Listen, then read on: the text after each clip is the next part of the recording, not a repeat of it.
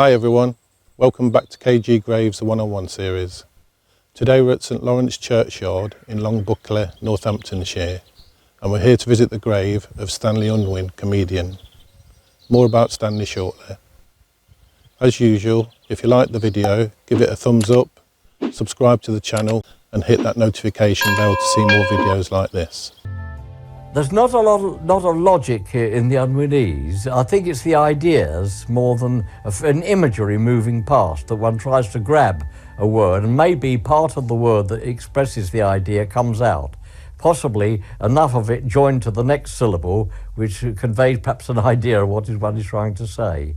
Yes, and oft when on my couch I lay all prostratus there, in jocular or in pensive moody, they flash upon their inward eyeball. Oh, they're all bliss of solitude, ho, nothing more behold, oh no though. And then my heart all jumpy huffalo data, and dancing with the daffy down dillies. What could be more enjoyable than a spring morning in the winter mould? Oh, very few.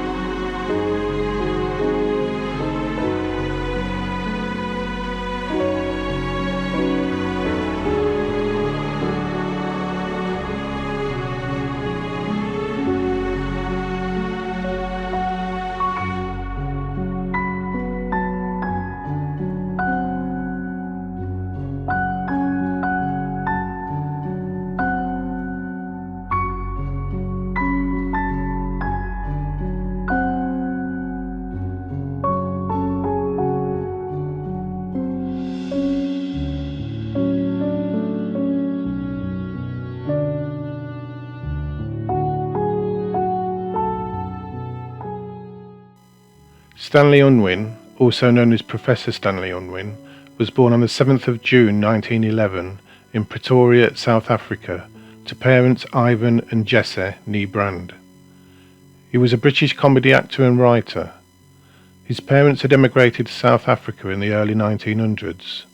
Following his father's death in 1914 and due to the family's poverty, his mother arranged for the family to return to England. By 1919, Stanley had been sent to the National Children's Home in Congleton, Cheshire. In the late 1920s, he studied radio, television and languages at the Regent Street Polytechnic in London, now the University of Westminster. Stanley invented his own comic language, unwinese, also known as Basic English 25.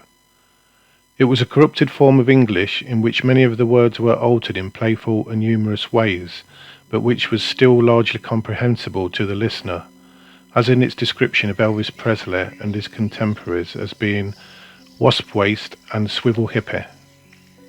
Stanley claimed that the inspiration came from his mother, who once told him that on the way home she had fallen over and grazed her knee clappers.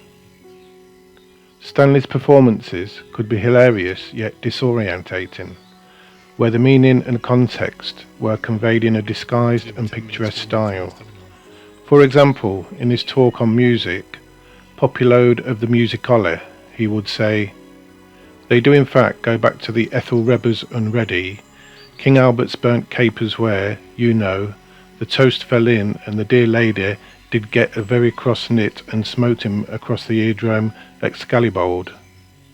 The great sword which Risehuff and Merlin forevermore was the beginning of the great constitution of the English-speaking peopleoders of this island.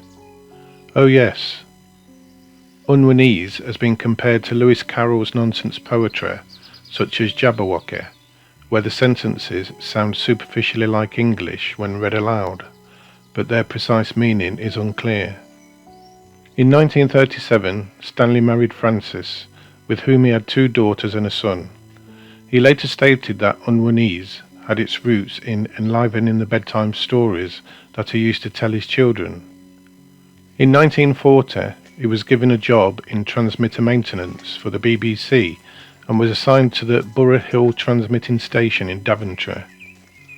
Stanley, Francis and their 9-month-old daughter Marion moved to Longbuckby in Northamptonshire, where he would reside for the rest of his life.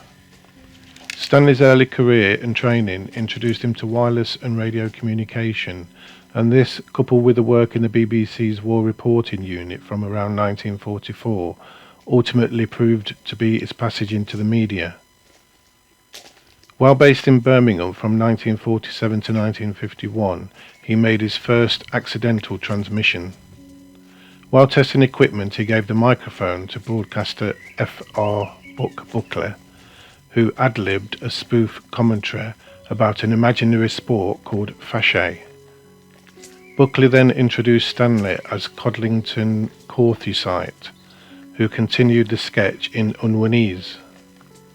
The recording was broadcast on Pat Dixon's Mirror of the Month programme, and a favourable audience reaction led to the commissioning of another sketch in which Stanley, playing an inhabitant of Atlantis, was interviewed about life in the sunken city. A letter of praise from Joyce Grenfell, whom Stanley admired, gave him confidence and made him determined to have a career in show business. After the war, while in Egypt and recording a series of shows by Frankie Howard, Stanley stood in for the comedian when Howard fell ill. His next major breakthrough came when producer Roy Spear introduced him to the comedian Ted Ray.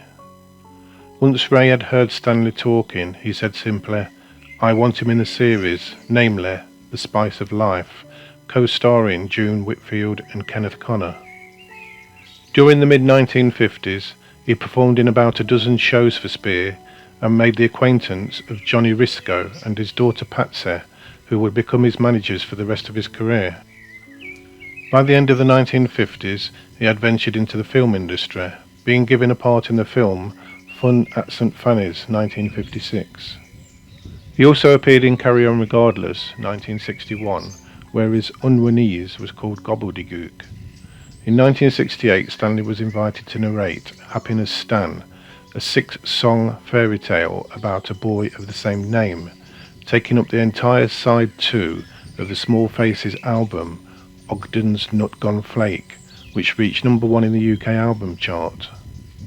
In the same year, he appeared in the film Chitty Chitty Bang Bang. In 1969, Stanley appeared in Jerry Anderson's Supermarionation TV series The Secret Service, both in person and as the voice of a puppet character, Father Stanley Unwin, whose appearance was based on him. Episodes typically comprised one or more scenes in which the character of Unwin would attempt to baffle opponents with his gobbledygook. When Lou Grade, Anderson's financial backer and head of distributor at ITC, was introduced to the unwinese dialogue, he cancelled the production on the basis that he believed viewers would not understand what Stanley was saying, despite the fact that such confusion was intentional. Though professionally retired in later decades, Stanley still continued to make occasional appearances.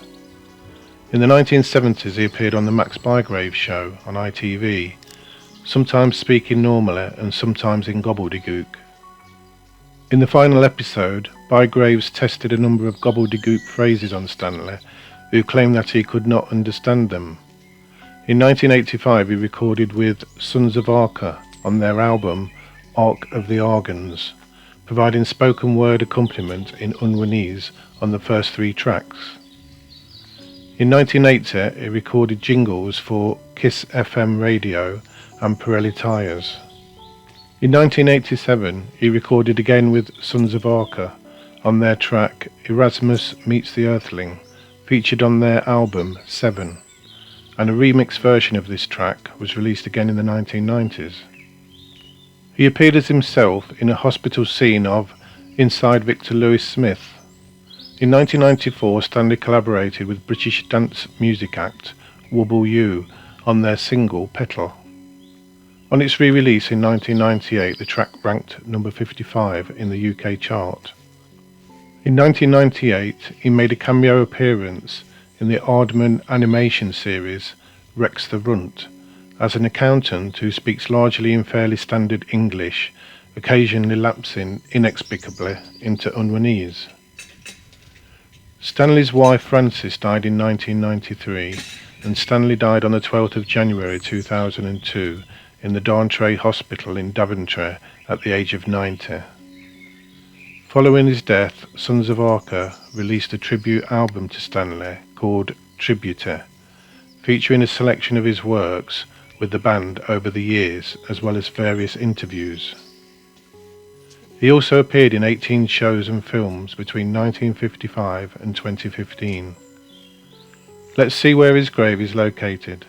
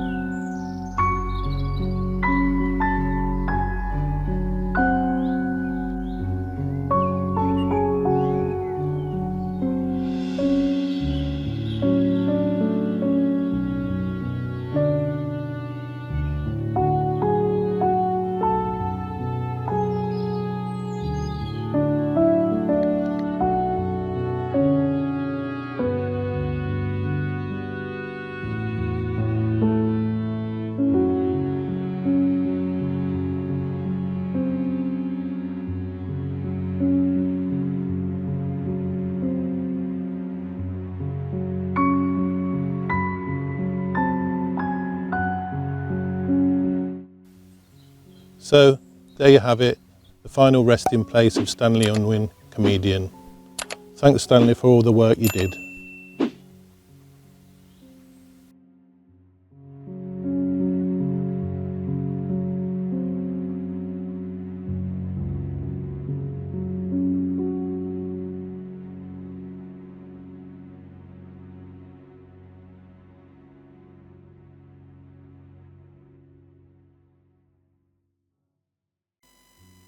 Rest in peace, Stanley Unwin.